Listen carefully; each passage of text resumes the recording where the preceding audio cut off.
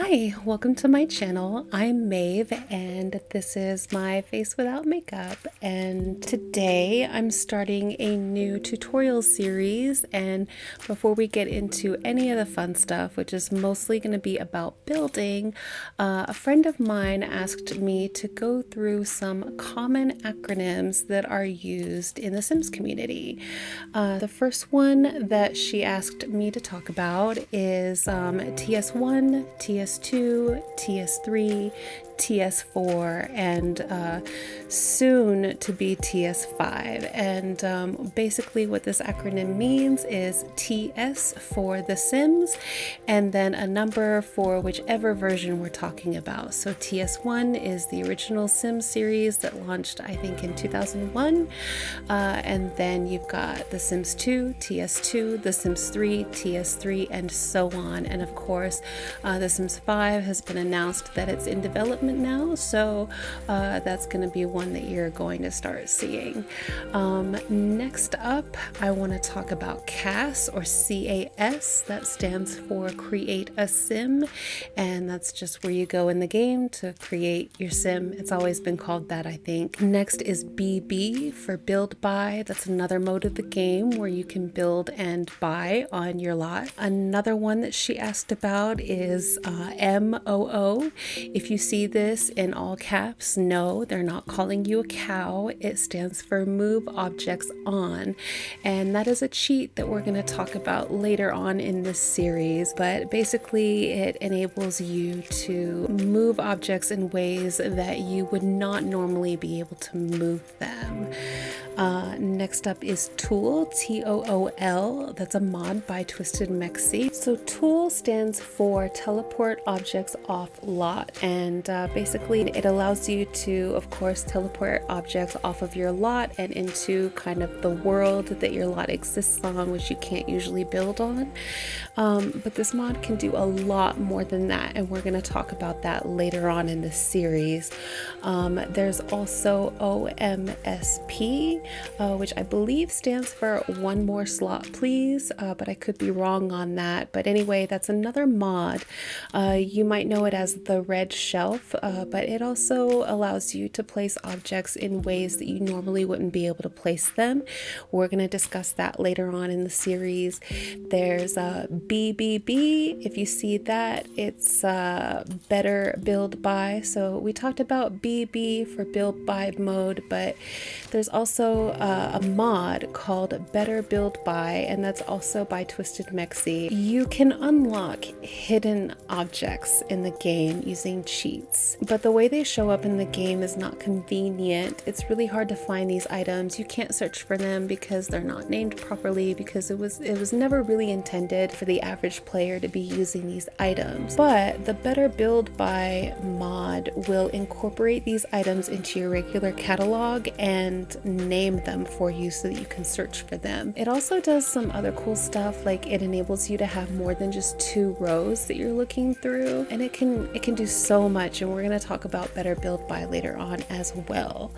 Moving on, if you see UI, capital U, capital I, that's going to stand for User Interface. This is not an acronym exclusive to The Sims, but it is an acronym that you may not know, especially if you're not technologically inclined. Another one is MCCC, which stands for MC Command Center. I'm not sure what the first MC is supposed to stand for. You can help me out in the comments if you want. But MC Command Center is another mod. I haven't used it a whole lot. I did download it one time when I was having some glitching issues in a game that I was playing, and I just wanted to use it to fix those issues. But other than that, I haven't really used it a whole lot, but we may end up covering it eventually. Anyway, those are all the acronyms that I could think of, so we're just gonna go ahead and move on from that. But I just wanted to cover them briefly because someone requested that I do so. So if you can think of any other acronyms that I didn't cover, go ahead and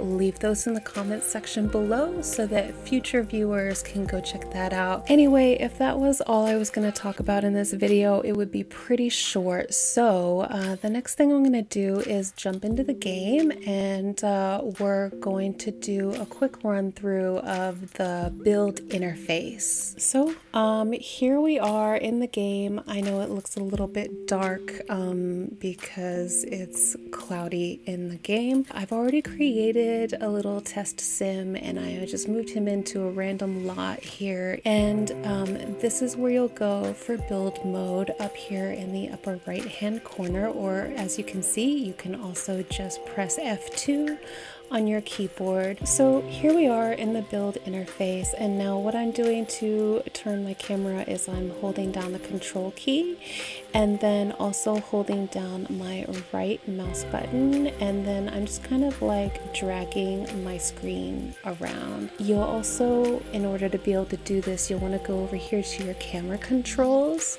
and you'll see you can zoom out, zoom in, but most importantly, you want to come over here to where it says Sims 3 camera, and that's going to give you the camera controls that I'm using. But anyway, let's kind of just go sort of in a clockwise pattern here. So starting at the upper left hand corner, you can't really see it in my video because I have my frame rate indicator open, but this little square here has an I in it, like the lowercase letter I, and that's going to be your venue information. So if you click that, you're going to have two separate tabs. The first tab is going to show you your lot type, where you know, right now I'm on a residential lot, so I only have a few options here. And those options are also going to vary. So if you don't have the paranormal stuff pack, you're not going to have this haunted house residential. Also, if you don't have the tiny living pack, then you're not going to have the tiny home residential either. Anyway, this button here will just open your gallery so you can look at other lots that you have either in your library or here in the gallery, and we'll talk about the gallery in a future video. Anyway, then you can see the value of your lot. So the current value of this lot, just while empty, is 5,500 simoleons, but if I add items to this lot, the value here is going to go up. You can also see the lot dimensions. So this is a 30 by 20, but of course that is visible before you enter the lot when you're on like the regular world map. And then here is the bedrooms and bathrooms. These have to be manually entered, so I can put whatever number I want here, and it's going to accept that even though I have no bedrooms and no bathrooms. And then you have your requirements here. Of course, I'm on a residential lot, so there are no lot requirements, but if you're building, say, a restaurant, for example, you're going to need a certain number of tables and chairs. You're going to need a server station. You're going to need, I think, a host station, and you're going to need certain kitchen items as well. So that's everything for this tab. If we go over to this tab, we have the lot traits. So you can actually choose traits for your lot, just the same way that you can choose traits for your Sims. So if you didn't know that, I highly recommend you check it out because some of this stuff really affects your gameplay. Anyway, this is going to show the name of your lot. If you click on it, you can rename it whatever you want. All right, and so that's all that does, and you just click away, and now that's what it says. So let's look at this little console here in the middle portion at the top of your screen. So we have the select tool, which just gives you this cursor that you're seeing here, and you can use it to let's just say we have something placed on the lot. When I use the select tool, it allows me to pick it up and move it around. That's it. You've got your eyedropper tool that allows me to click on an item and copy it. Then you have the design tool, which is going to allow you to click on an item and look through all the different swatches. Then you have the sledgehammer, which is going to allow you to delete whatever you click on. You have the undo button, and the redo button, which are pretty self-explanatory. So these tools up here, I think most people kind of understand pretty intuitively. This is the save to my library button, so I can save this lot, or I could save a room if I had one built, but of course I don't. In a future video, I think I already said this, but we are going to talk about the library and the gallery, but that's not going to happen in this particular video. The next up we have move lot or house. So I can move, let's just say let's build a little tiny house real quick. If I click on this move house or move lot button, so I can move the home, which lets me choose, let's say we have a house and then we have like a detached garage here, and we want to move one but not the other. So we'll go to move house, okay, and we can choose this one and move it like over here. Or we can choose this one and we can move it over here. We can also just rotate them if we want. And that way, you know, in older versions of The Sims, if you wanted to move just a part of what you had built, you basically had to deconstruct it and then completely build it up again from the ground. And this way you don't really have to do that. So this is just a little shortcut.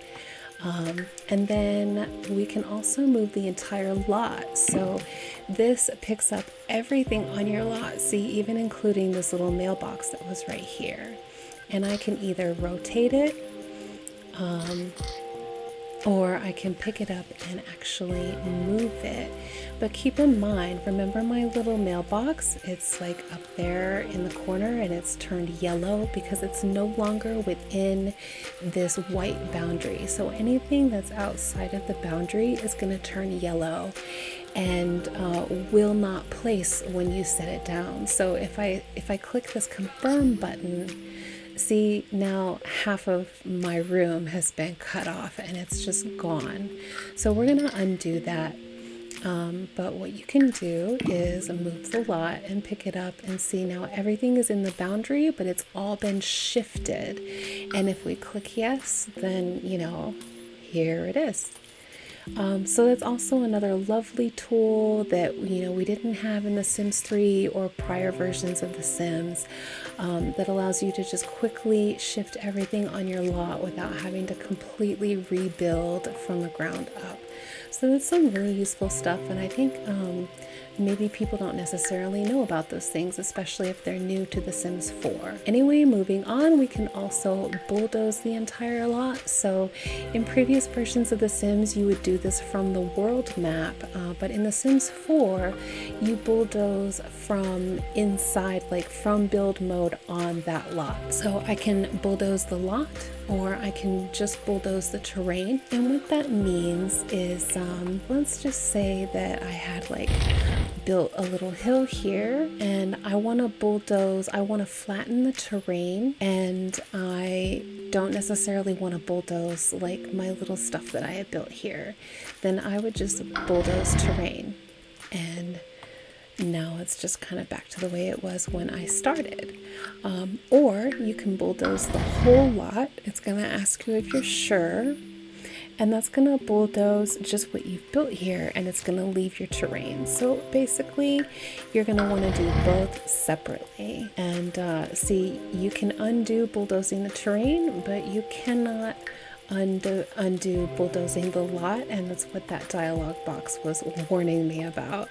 But of course I'm not too worried about it because I was just showing that to you. And of course we are going to, in a future video, I'm going to show you all about these terrain tools, but that's just not what today's episode is about. Moving on, we can also change the settings of basically the lighting. So this is really useful if you want to know what your build is going to look like during different parts of the day.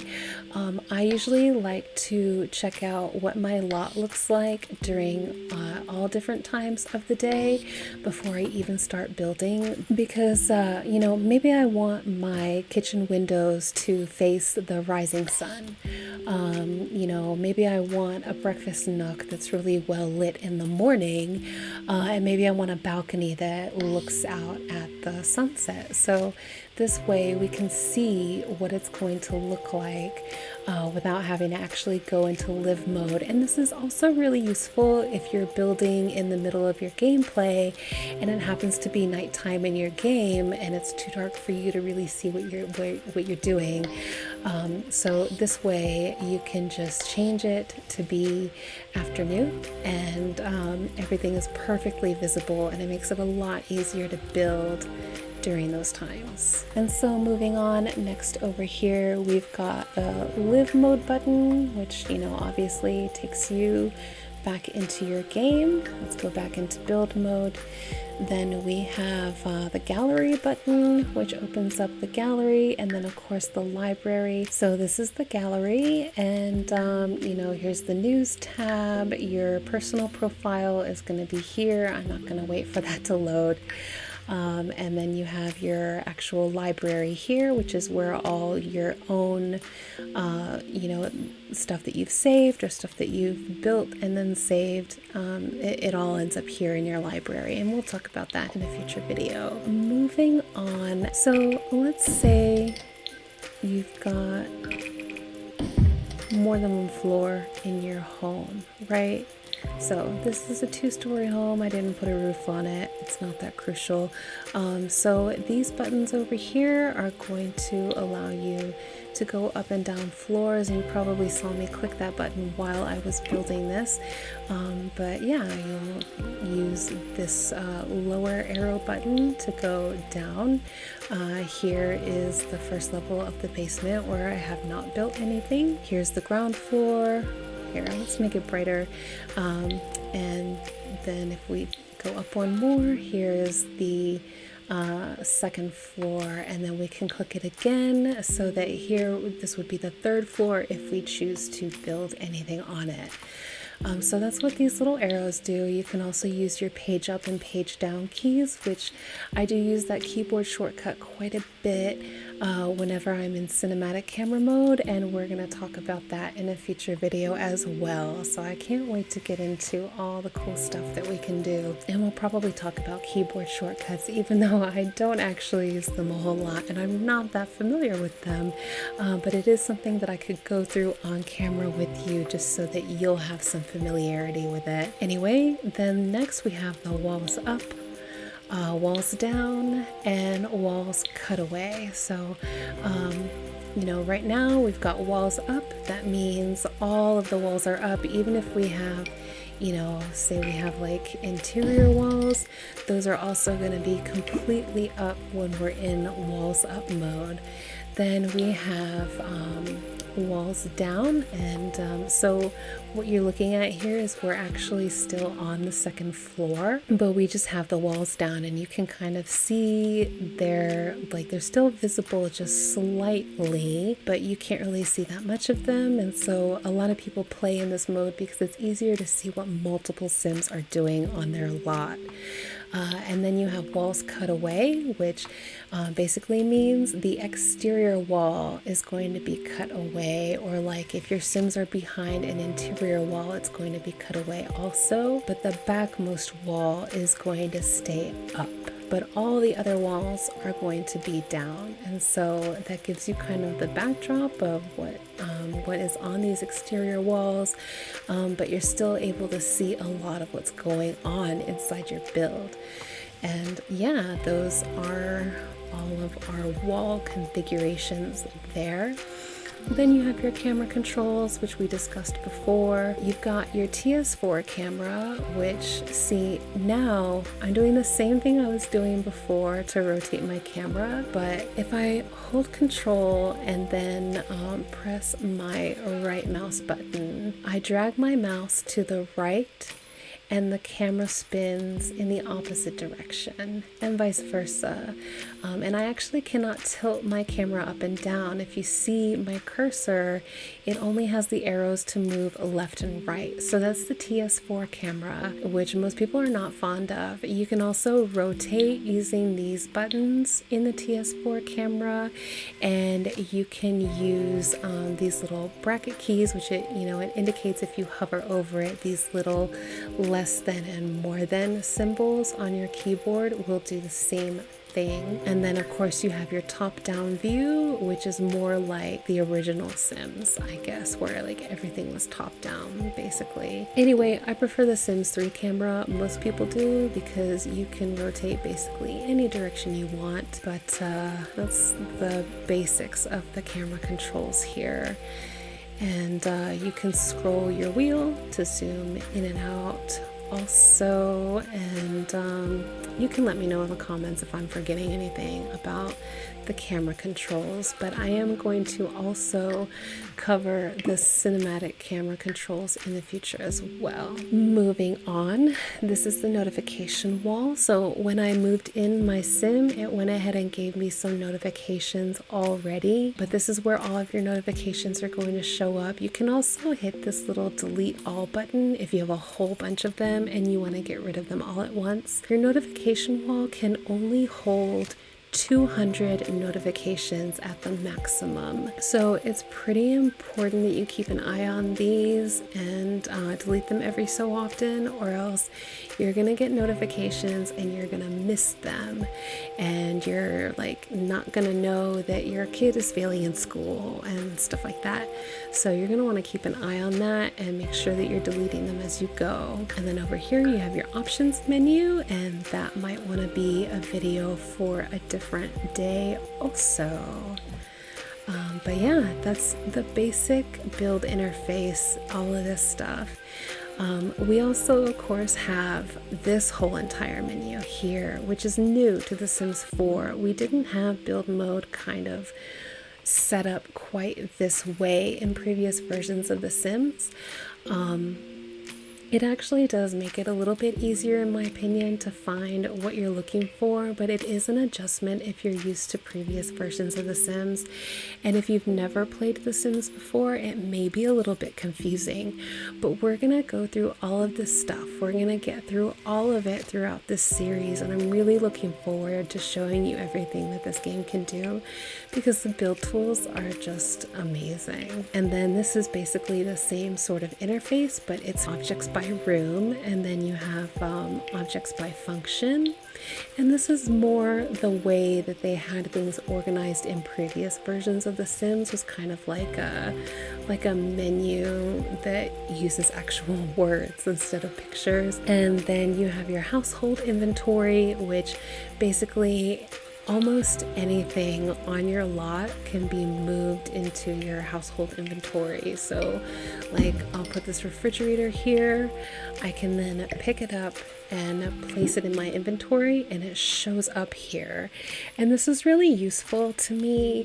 Mainly what I use it for is if my sim is going to move and I want to take my furniture with me, but I want to leave the things that would realistically be left behind in a home. So for instance, when you move from one house to another in real life, usually you don't take the stove and the refrigerator with you, you don't take the counters with you.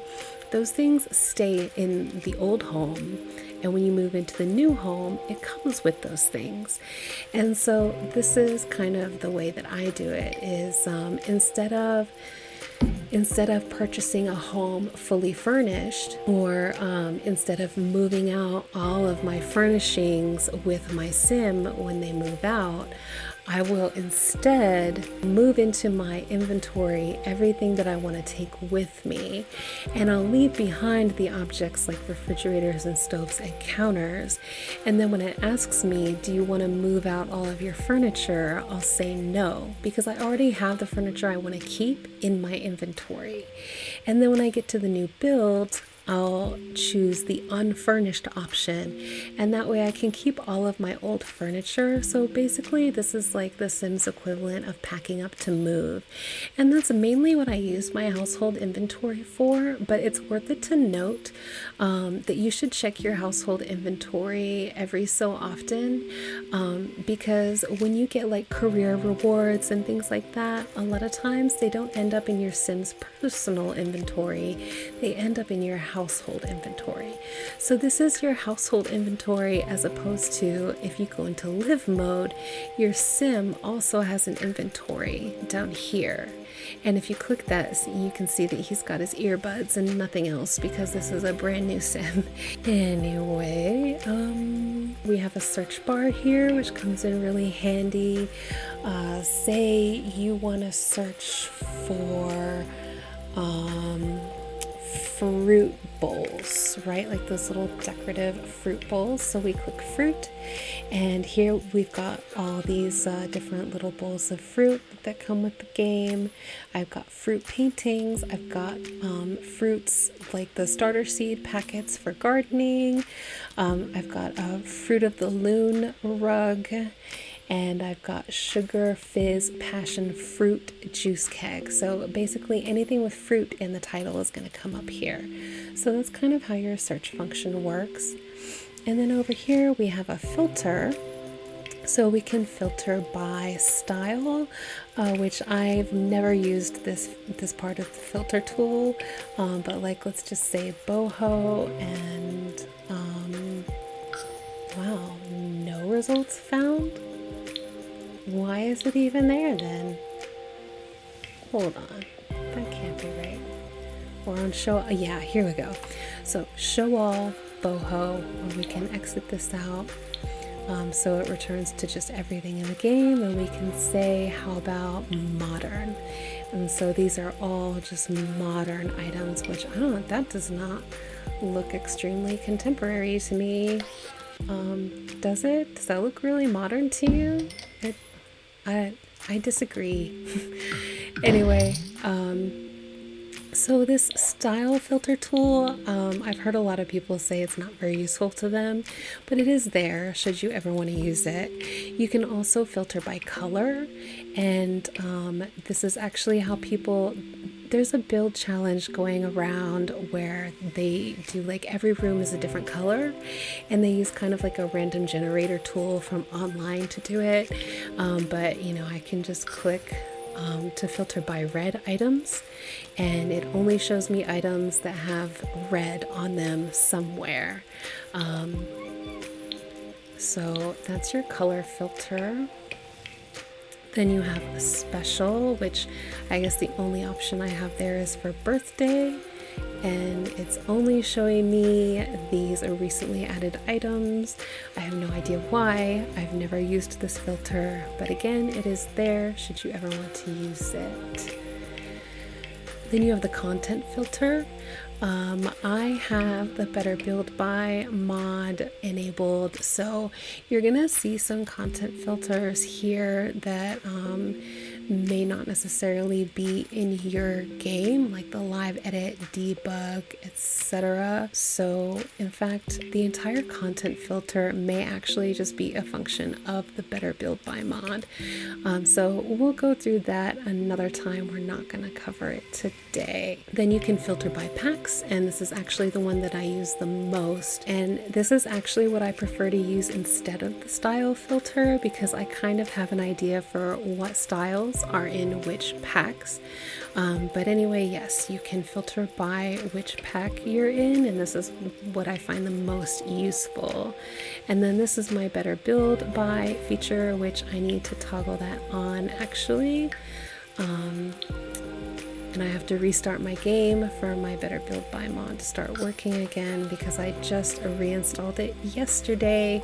I waited a few days after the most recent game patch to do that, and we'll talk about that another time too. Anyway, I think I've been through the entire interface, so that's it for today. I hope this was helpful to you. If it was, let me know in the comments. If there's something that I missed, definitely say something in the comments so that as I said earlier, future viewers can look at those comments and see whatever it was that I missed, and that way we're just all keeping informed and up to date, especially in case of a game patch, because EA likes to give us game patches that add completely new elements to build and buy mode. But yeah, I hope you enjoyed this little tutorial of mine. I'm really looking forward to doing some more tutorials in the future, so let me know kind of what you're hoping to see tutorials for, because my idea is to create an entire playlist of tutorials that, you know, once you get through the entire playlist, you would just feel confident as a builder and not necessarily need to Google things every time you want to know how to do them. So that's kind of my goal, my aim for what I want to do with this tutorial series. So let me know how you feel about it. Let me know what your expectations are, and I will do my best to meet them. But I gotta go. So until next time, I hope you'll be kind to yourself, be kind to others, remember to stay hydrated, and I'll see you next time. Bye.